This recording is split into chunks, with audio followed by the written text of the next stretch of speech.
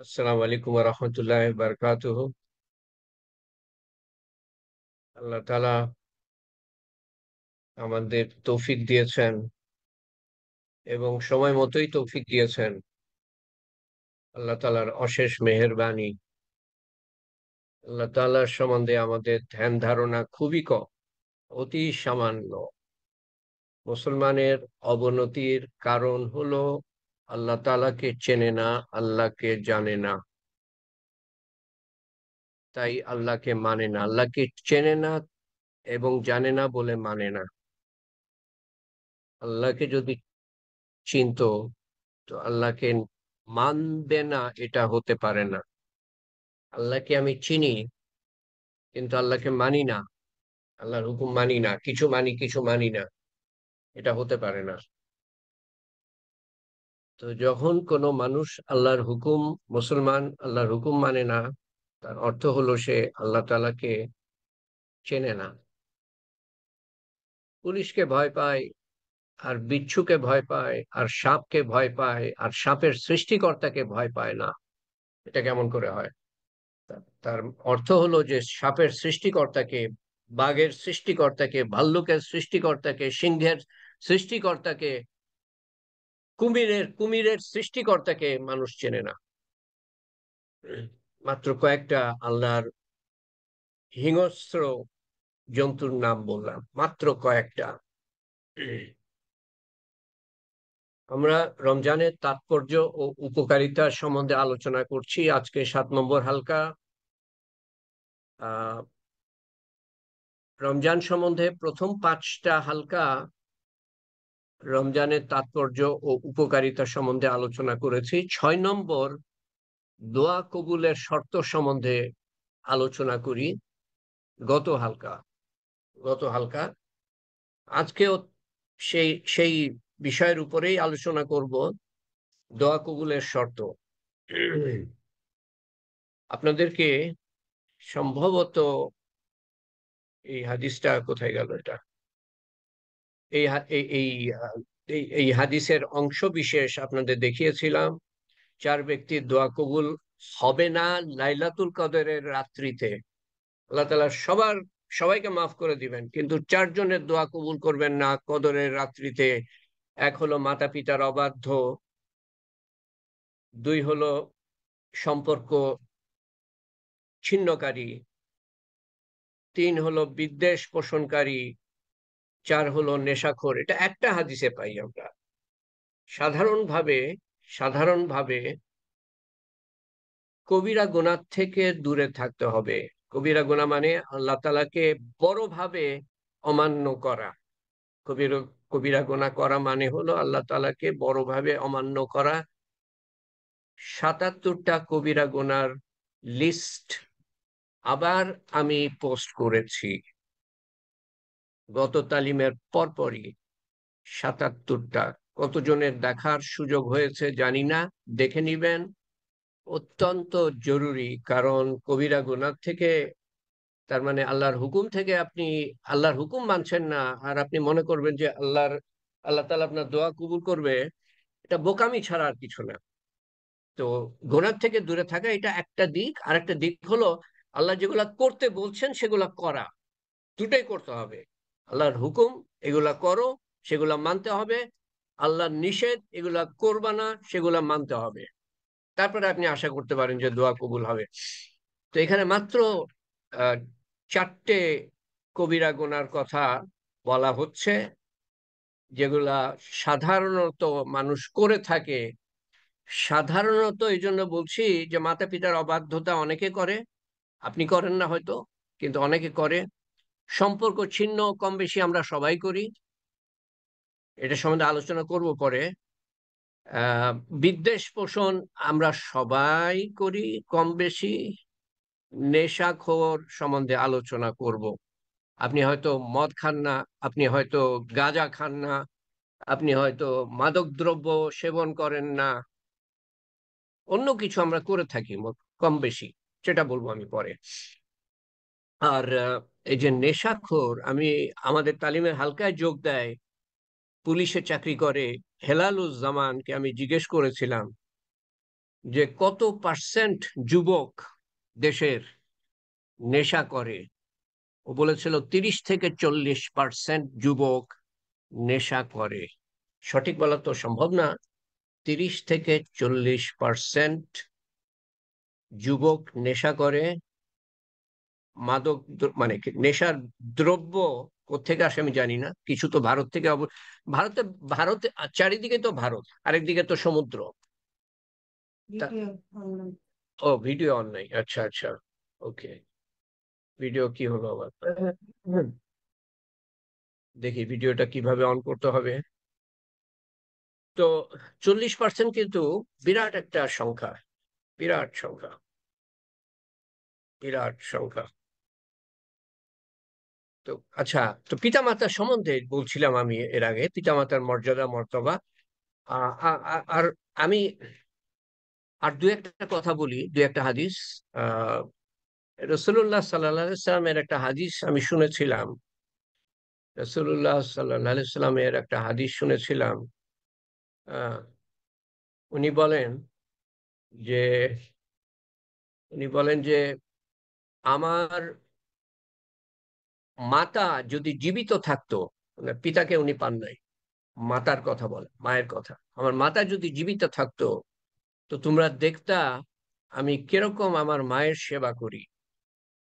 আমি এশার নামাজে, তার মানে ফরজ নামাজের কথা বলছেন, এবং উনি ইমাম, তখন যদি আমার মা আমাকে ডাক দিত, হে মোহাম্মদ সাল্লাল্লাহু আলাইহি সাল্লাম, আমি নামাজ ছেড়ে, কোন নামাজ? ফরজ নামাজ ছেড়ে, কি অবস্থায়? ইমাম হিসাবে নামাজ ছেড়ে আমি দৌড়ে গিয়ে মায়ের কাছে হাজির হতাম, দৌড়ে গিয়ে মায়ের কাছে হাজির হতাম, গিয়ে বলতাম, লাব্বাইক উম্মি, হাজির আম্মা।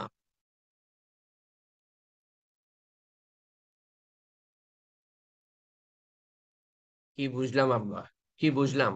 এশার নামাজের কথা বলছেন। আমরা মনে করি ফরজ নামাজ তো ছাড়াই যাবে না কোনো অবস্থায়। এখানে উনি এশার নামাজ ছেড়ে যাওয়ার কথা বলছেন ইমাম হিসাবে। আরেকটা ঘটনা বলি, আবার কবে, অনেকদিন আগে বলেছিলাম এগুলা, কবে বলা হবে আল্লাহ জানে। মুসা আলাইহিস সালাম আল্লাহ তাআলাকে জিজ্ঞেস করলেন, হে আল্লাহ, বেহেশতে আমার প্রতিবেশী কে হবে? আল্লাহ তাআলা বললেন যে অমুক কসাই। মুসা আলাইহিস সালাম শুনে থমকে গেলেন, বা ওরকম অবস্থা, যে কসাই আমার প্রতিবেশী হবে, কেমন কথা! আল্লাহ তাআলাকে জিজ্ঞেস করে নিলেন কসাইয়ের খবর। তারপরে কসাইয়ের দোকানে গেলেন। কসাই আহ, মাংস বিক্রি করছে। তো বেচা কেনা শেষ, দোকান বন্ধ করলো, কিছু কিছু গোস্ত নিল, আরো জিনিসপত্র যা নেয়ার নিল। নিয়ে মুসা আলাহিসাল্লাম বললেন যে তোমার সাথে আমি যেতে পারি? তো মুসা আলাহিসাল্লামকে হয়তো চিনতেন, সেই সময়কার নবী। বললেন, জি আসেন আমার সাথে। তো বাসায় গেলেন। সেই কসাই রান্না শুরু করলো। তার স্ত্রী ছিল, তার স্ত্রী ছিল, কিন্তু মায়ের জন্য নিজে রান্না শুরু করলেন। আচ্ছা, এটা তো আমি আগে আগেই বলে দিলাম আপনাদেরকে যে মায়ের জন্য রান্না করছে। এটা আসলে আমি বলতে চাই নাই, এটা শেষে বলতাম। তো উনি রান্না শুরু করলেন। তারপরে রান্না বান্না হয়ে গেল। তো কিছু খাবার নিলেন, নিয়ে পাশের রুমে গেলেন। এক বৃদ্ধা শুয়েছিলেন। উনাকে নরম ভাবে, হালকা ভাবে, এক হাতে মাথা, উনার এক হাতে সেই মহিলার মাথা রাখলেন, এবং আর হাত, আরেক হাত দিয়ে খাইয়ে দিলেন। আস্তে আস্তে নরম, আহ, নম্রতার সাথে খাইয়ে দিলেন। এক সময় সে বৃদ্ধা বলল, বাস, বাস। তারপরে বিড়বিড় করে কিছু বললেন সে বৃদ্ধা। তো মুসা আলাইহিস সালাম দরজা থেকে দেখছেন সবকিছু। সেই কসাই যখন বাইরে আসলেন, মুসা আলাইহিস সালাম জিজ্ঞেস করলেন, ওটা কে? তো কসাই বলল যে ওটা আমার মা। তার কেউ দেখাশোনা করার কেউ নাই আসলে। তার স্ত্রী আছে, এটা আমি কোথাও পড়েছিলাম, স্ত্রী ছিল, কিন্তু উনি নিজে দেখাশোনা করতেন, নিজে রান্না করতেন মায়ের জন্য। এটা স্ত্রীর দায়িত্ব না। আমরা তো স্ত্রীর উপর চাপিয়ে দিই, আমার বাবাকে দেখবো, মাকে দেখবা, এটা স্ত্রীর দায়িত্ব না। স্ত্রীর দায়িত্ব আপনাকে দেখার, আপনার সন্তান সন্ততিকে দেখার। আপনার বাবা মায়ের দেখার জন্য আপনি আপনি আপনি বিয়ে করেন নাই, কিন্তু সেটা যদি স্ত্রী দেখে সেটা অন্য কথা। খুশি খুশি মনে দেখে সেটা অন্য কথা। তো সে কসাই নিজে রান্না করতো, নিজে উনি বললেন যে আমি সকালবেলায় তার জন্য খাবার তৈরি করি, খাইয়ে দিয়ে যাই, আবার সন্ধ্যার সময় এসে আবার তার জন্য রান্না বান্না করি, খাইয়ে দিই তার। তো মুসা আলাহিসাল্লাম জিজ্ঞেস করলেন যে তোমাকে বিড়বিড় করে কি বললো? তো কসাই উত্তর দিচ্ছে যে মারা যেমন আবোল তাবোল বকে, আমার মা সেরকম আবোল তাবোল বকছিল। কি বকছিল? এখান থেকে আমি আন্দাজ করছি যে সে কসাই চিনতে পারে নাই যে এটা মুসা আলাহিসাল্লাম। উনি চিনতে পারেন নাই। এটা আমার বোঝা উচিত ছিল, আমি বুঝতে পারিনি একদিন।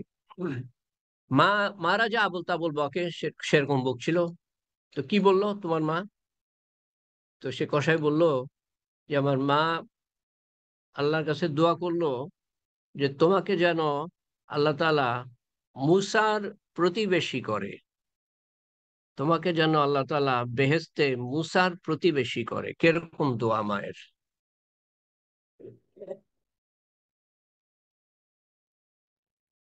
এবং মুসা আলাইহিস সালাম তখন বুঝতে পারলেন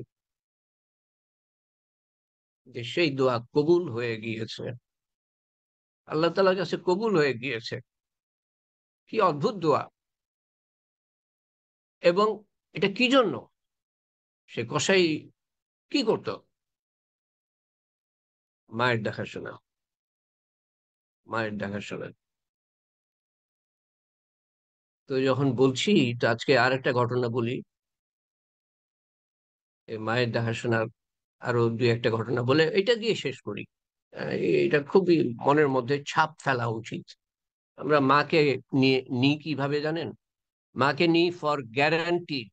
মা তো আছে, আমি যতই মায়ের সাথে খারাপ ব্যবহার করি না কেন, যতই তার অবাধ্য হই না কেন, আমাকে তো বুকে টেনে নিবেই শেষ পর্যন্ত। আহ আরেক সাহাবী ছিলেন, আহ ওনার নাম হলো, অনেকদিন এই ঘটনাটা বলি নাই এই জন্য নামটা মনে পড়ছে না। অনেকদিন বলি নাই এই ঘটনাটা। রসুল্লাহ সাল্লাহ সাল্লাম যখন মিরাজ, তো উনি এই সাহাবীর পায়ের আওয়াজ শুনতে পান। না না না না, সরি, এই সাহাবীর তেলাওয়াত শুনতে পান বেহেশতে। সাহাবীর তেলাওয়াত বেহেশতে শুনতে পান রাসূলুল্লাহ সাল্লাল্লাহু আলাইহি সাল্লাম যখন বেহেশত সফর করছেন। তো উনি জিবরাইল আলাইহিস সালামকে বললেন যে ওই সাহাবী তো মদিনায় আছে এখন, না সরি মক্কায়। উনি যখন মিরাজে যান, রাসূলুল্লাহ সাল্লাল্লাহু আলাইহি সাল্লাম মক্কায় থাকতেন তখন। ও তো মক্কায় আছে। নামটা আমি মনে করার চেষ্টা করছি। তো মক্কায় আছে। জিবরাইল আলাইহিস সালাম উত্তর দিলেন, যখনই উনি তেলাওয়াত করেন, আল্লাহ তাআলা হুকুম দিয়েছেন যে বেহেশতে যেন ফেরেশতাদের শোনানো হয় ওনার তেলাওয়াত। যখনই উনি তেলাওয়াত করেন, আল্লাহর হুকুমে বেহেশতে ফেরেশতাদের শোনানো হয় ওনার তেলাওয়াত।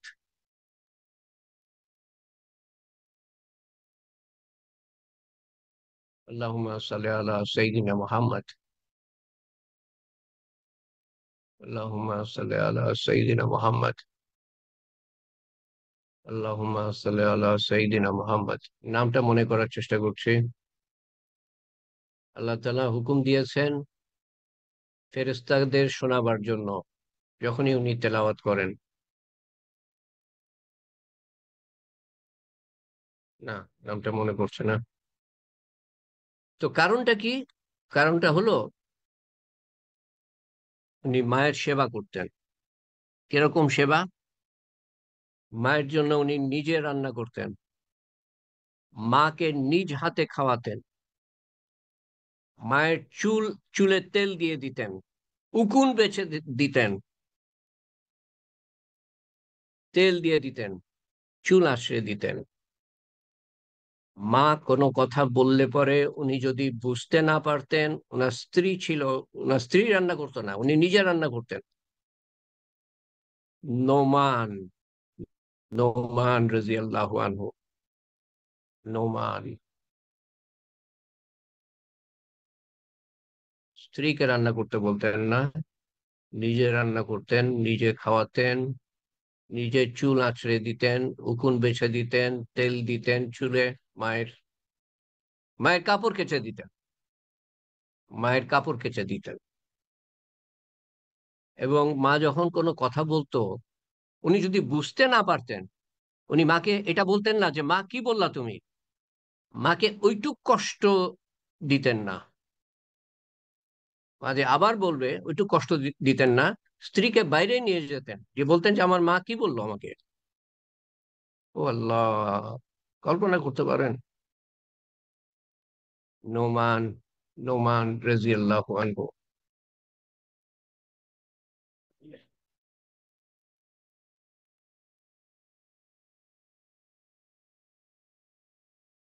কয়টা বাজে দেখি, আরেকটা ঘটনা বলবো কিনা, তাহলে তালিমের হালকাটা শেষ হয়ে যাবে আজকের। 48, আরেকটা বলি। রাসূলুল্লাহ সাল্লাল্লাহু আলাইহি সাল্লাম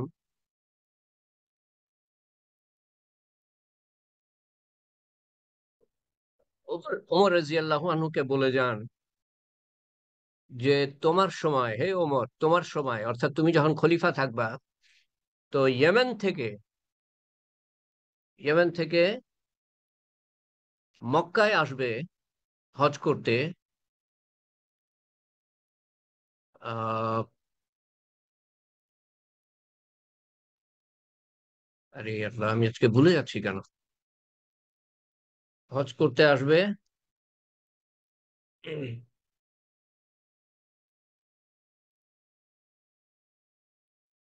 আহ একজন তাবেঈন, তাবেঈন, তাবেঈন। তো তার কাছে তুমি দোয়া চাইবা। কাকে বলছেন? ওমর রাদিয়াল্লাহু আনহু। ওমর রাদিয়াল্লাহু আনহুকে রাসূলুল্লাহ সাল্লাল্লাহু আলাইহি সাল্লামের সবচেয়ে নিকটতম সাহাবীদের মধ্যে একজন, যিনি ওয়াইস কার্নি, ওয়াইস কার্নি, যিনি ওয়াইস কার্নির মতো অনেক উঁচু মানুষ, কিন্তু ওমর রাদিয়াল্লাহু আনহু কারো দুয়ার মুখাপেক্ষী না। তারপরেও রাসূলুল্লাহ সাল্লাল্লাহু আলাইহি সাল্লাম ওমর রাদিয়াল্লাহু আনহুকে বলছেন দোয়া চাইবা। কি জন্য? রাসূলুল্লাহ সাল্লাল্লাহু আলাইহি সাল্লাম আমাদের জন্য কিছু শিক্ষা রেখে যেতে চাচ্ছিলেন, কিছু শিক্ষা দিতে চাচ্ছিলেন আমাদেরকে। তো এবং রাসূলুল্লাহ সাল্লাল্লাহু আলাইহি সাল্লাম এরকম শুনেছি আলেমদের কাছে যে ওনার জুব্বাটা ওই ওয়াইস কার্নির জন্য রেখে যান, জুব্বা, পরনের কাপড়। তো ওমর রাদিয়াল্লাহু আনহু, উনি 10 বছর খলিফা ছিলেন, 10 বছরই উনি হজ করেন, মদিনায় থাকতেন, রাজধানী ছিল মদিনায়। মক্কা 300 মাইল, সম্ভবত 450 কিলোমিটার দূরে। প্রত্যেক বছরই হজ করতে আসতেন। তখনকার দিনে তো আর গাড়ি ঘোড়া ছিল না, মানে ইয়ে ছিল, গাড়ি ঘোড়া ছিল না, ঘোড়া ঘোড়া ছিল, হ্যাঁ, উট ছিল, উটে করে যেতেন ওনারা। 10-11 দিনের রাস্তা সম্ভবত। জিজ্ঞেস করতেন সবাইকে, তখন তো আর মানুষ অত বেশি হতো না, যে ওয়াইস কার্নি নামে কেউ আছে কিনা। উনি প্রত্যেক বছরই খবর নিতেন। একবার উনি খবর পেলেন যে ওয়াইস কার্নি এসছে। ওয়াইস কার্নির চাচাতো ভাই এর কাছ থেকে খবর পেলেন ওয়াইস কার্নি এসছে। কোথায় সে? তো চাচাতো ভাই বলল যে সে তো আরাফাত, মক্কার পাশেই হলো আরাফাত, মিনা, মুজদালিফা, আরাফাত মক্কার পাশেই। তো হাজিদের অবশ্যই এসব জায়গায় যেতে হয়, বিশেষ করে আরাফাতে। তো আরাফাতে উট চড়াচ্ছে, বা আহ, সে যে জন্তু জানোয়ার নিয়ে গিয়েছিল সেগুলো চড়াচ্ছে, সম্ভবত উট, উট চড়াচ্ছে। তো চাচাতো ভাই জিজ্ঞেস করছে যে তাকে কেন খুঁজছেন, খলিফাকে জিজ্ঞেস করছে তাকে কেন খুঁজছেন, সে তো পাগল। ওমর রাদিয়াল্লাহু আনহু বললেন যে তুমি পাগল, সে পাগল না। কারণ উনি বুঝতে পেরেছেন রাসূলুল্লাহ সাল্লাল্লাহু আলাইহি ওয়াসাল্লাম যখন আহ, দোয়া চাইতে বলেছেন যে নিশ্চয়ই সেরকম মর্যাদার মর্তবার মানুষ হবে। তো ওমর রাদিয়াল্লাহু আনহু আলী রাদিয়াল্লাহু আনহুকে নিয়ে গেলেন, আরাফাতে গিয়ে খুঁজে পেলেন ওয়াইস কার্নিকে। আশেপাশে উট চড়ছিল এবং উনি দাঁড়িয়ে নামাজ পড়ছিলেন। ওয়াইস কার্নি বুঝতে পারলেন লোকজন এসছে কেউ। উনি নামাজ কাটছাট করলেন। তারপরে আহ আলী রাদিয়াল্লাহু আনহু জিজ্ঞেস করলেন যে তোমার নাম কি, বা ওমর রাদিয়াল্লাহু আনহু জিজ্ঞেস করলেন তোমার নাম কি। উনি বললেন আমার নাম আব্দুল্লাহ, মানে আল্লাহর দাস। তো ওনাকে বলা হলো যে আমরা সবাই আল্লাহর দাস, তোমার মায়ের দেয়া নাম কি। ওয়াইস কার্নি বললেন যে আমার মায়ের দেয়া নাম দিয়ে আপনাদের কি হবে।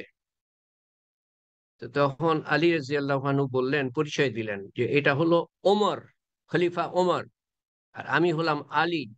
তো এনাদের সবাইকে চিনতেন ওয়াইস কার্নি, সবাইকে চিনতেন। উনি ইয়েমেনে বাস করতেন, মদিনার থেকে দক্ষিণে।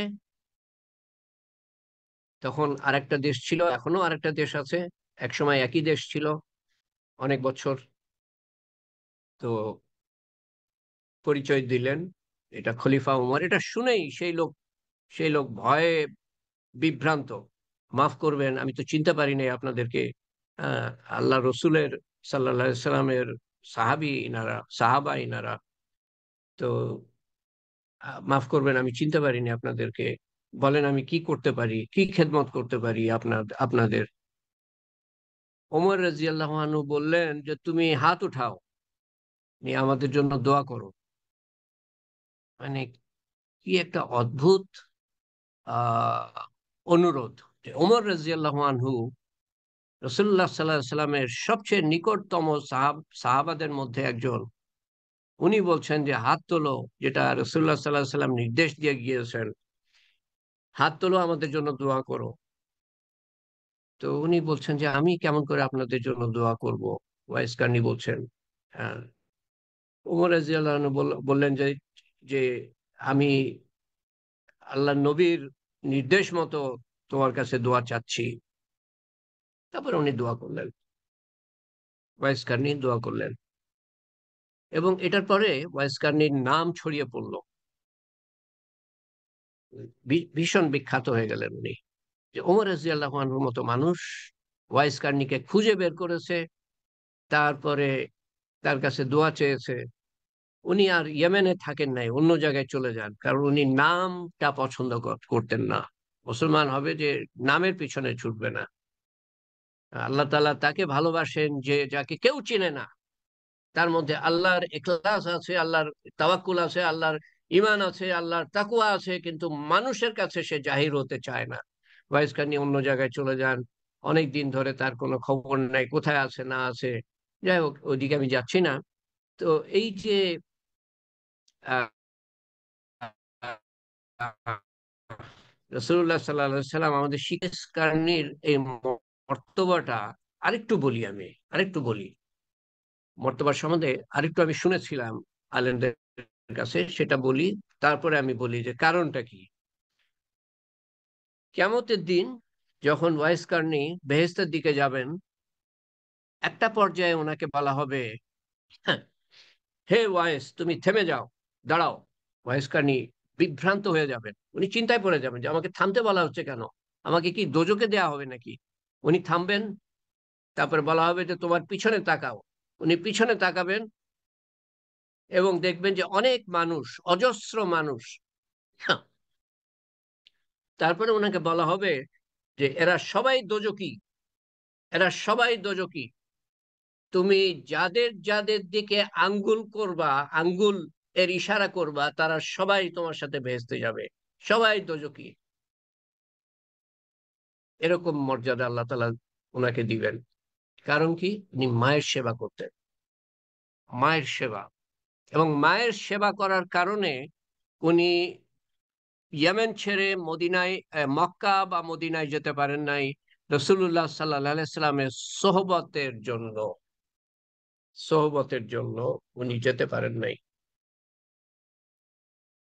এই কয়টা ঘটনা বলে আজকের মতো শেষ করি। আল্লাহ তাআলা আমাদের বোঝার তৌফিক দেন। পিতা মাতার বাধ্য হওয়ার কি মর্তবা, বিশেষ করে মাতার কথাই আজকে বললাম, গতবার পিতার কথা বলেছিলাম। সাদিয়া রহমানের জন্য দোয়ার আবেদন, আল্লাহ তাআলা তাকে আহ সুস্থ করে দেন। মুশাররফকে আল্লাহ তাআলা সুস্থ করে দেন। আহ নাইলা পারভিন অসুস্থ, আল্লাহ তাআলা তাকে সুস্থ করে দেন। নাইমুর রহমান সাহেবের মাতার জন্য দোয়া চেয়েছেন এবং উনি লিখছেন যে প্রায় 40 বছর যাবৎ আম্মার সেবা করে আসছি। সাহাবীদের মতো না হলেও মনে হয় 40% সেবা করতে পেরেছি। আল্লাহ তাআলা যেন সেরকমই মনে করেন। আল্লাহুম্মা আমিন। আমি আপনি অসুস্থ কিন্তু আপনার নাম নিই নাই, আমি কিছু মনে করবেন না।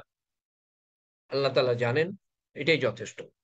বা আপনার বিপদ আছে, আল্লাহ তাআলা জানেন, এটাই যথেষ্ট। আল্লাহুম্মা আমিন। আল্লাহুম্মা সাল্লি আলা সাইয়্যিদিনা মুহাম্মদ। জাযাল্লাহু আন্না মুহাম্মাদান সাল্লাল্লাহু আলাইহি ওয়াসাল্লাম মা হুয়া আহলুহু। লা ইলাহা ইল্লাল্লাহুল হালিমুল কারীম। সুবহানাল্লাহি রাব্বিল আরশিল আযীম। আলহামদুলিল্লাহি রাব্বিল আলামিন। أسألك موجبات رحمتك وعزائم مغفرتك وغنيمة من كل بر وسلامة من كل إثم. لا تدع لنا ذنبا إلا غفرته ولا هما إلا فرجته ولا مريضا إلا شفيته ولا دينا إلا قضيته ولا مجاهدا إلا نصرته ولا مظلوما إلا نصرته ولا مسلما إلا رحمته ولا حاجة هي لك رضا إلا قضيتها يا أرحم الراحمين يا أرحم الراحمين يا أرحم الراحمين. اللهم أسألك من خير ما سألك منه نبيك محمد صلى الله عليه وسلم ونعوذ بك من شر ما استعاذك منه نبيك محمد صلى الله عليه وسلم. أنت المستعان وعليك البلاغ ولا حول ولا قوة إلا بالله العلي العظيم.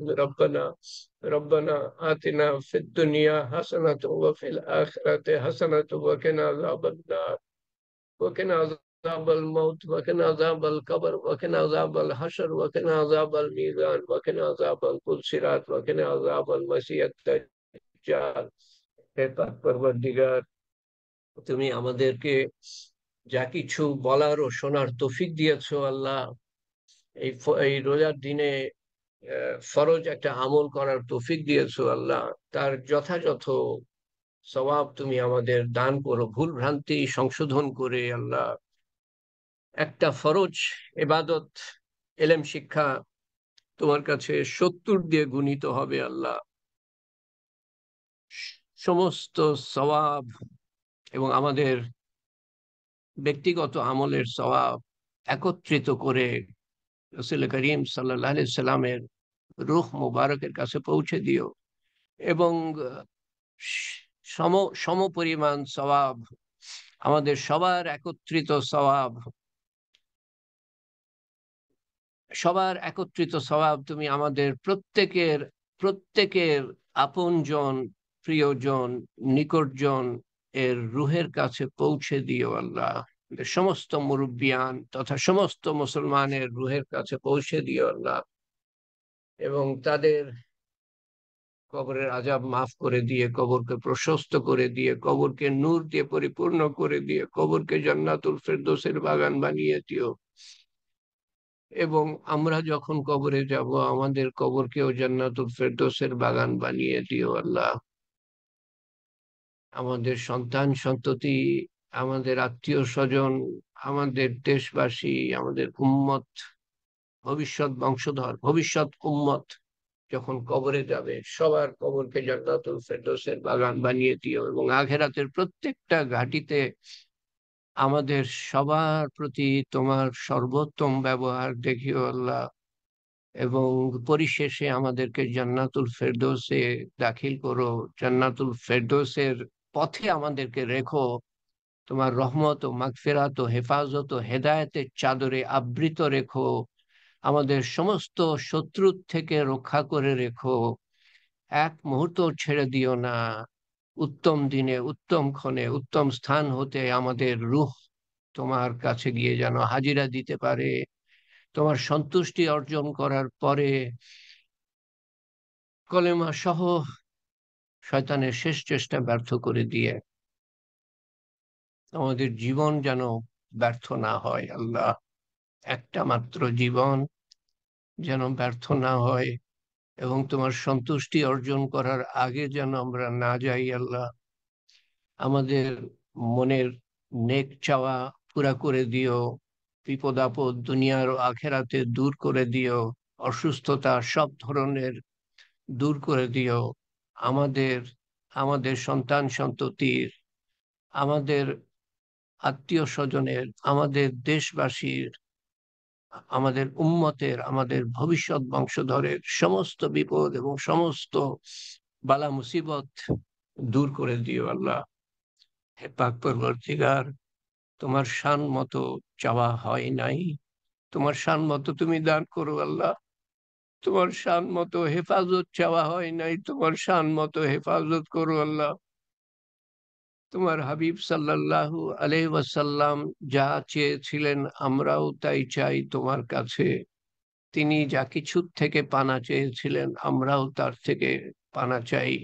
ইয়া কাজিউল হাজাত, ইয়া রাফিউদ দারাজাত, ইয়া হালালাল মুশকিলাত, ইয়া মুজিবুদ দাওয়াত, ইয়া রাহমাতিকা নাস্তাগীস, ইয়া আউয়ালাল আউয়ালিন, ইয়া আখিরাল আখিরিন, ইয়া আকরামাল আকরামিন, ইয়া আরহামার রাহিমিন, ইয়া রাহিমাল মাসাকিন, ইয়া যিল কুওয়াতাল মাতিন। রব্বানা তাকাব্বাল মিন্না إنك أنت السميع العليم وتب علينا إنك أنت التواب الرحيم. سبحان ربك رب العزة عما يصفون وسلام على المرسلين والحمد لله رب العالمين.